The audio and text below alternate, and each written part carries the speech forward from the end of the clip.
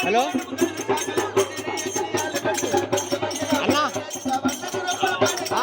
పెద్దమ్మ కాడుందా మళ్ళీ పెద్దమ్మ మళ్ళీ వేస్తా నీకు అవరమ్మ ఏం కట్టి నువ్వు భయపడి